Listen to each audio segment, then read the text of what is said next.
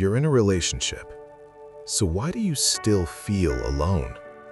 I'm not talking about being physically alone. I'm talking about that feeling where you're right next to someone and it still feels like no one is really with you. You talk, but you're not understood.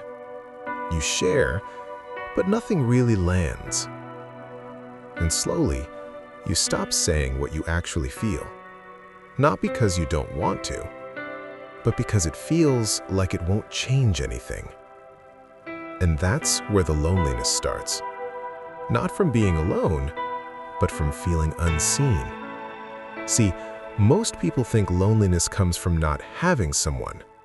But the truth is, you can be fully surrounded and still feel completely disconnected. Because connection isn't about presence, it's about depth.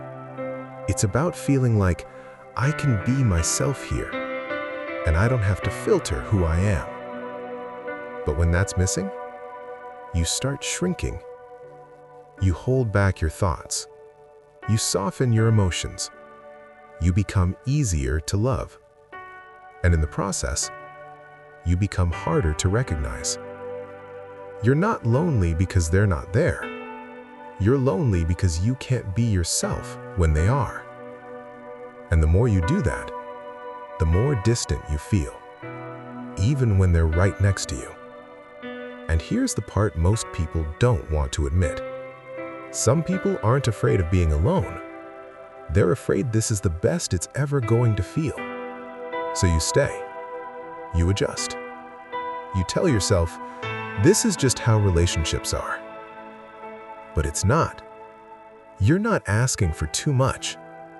You're asking to be felt, to be understood without having to explain every part of yourself.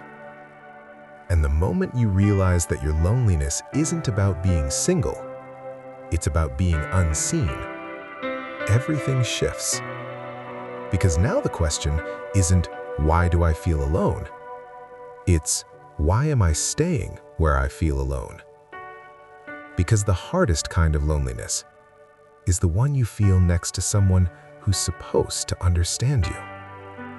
If this made you realize something, subscribe to This Is Why.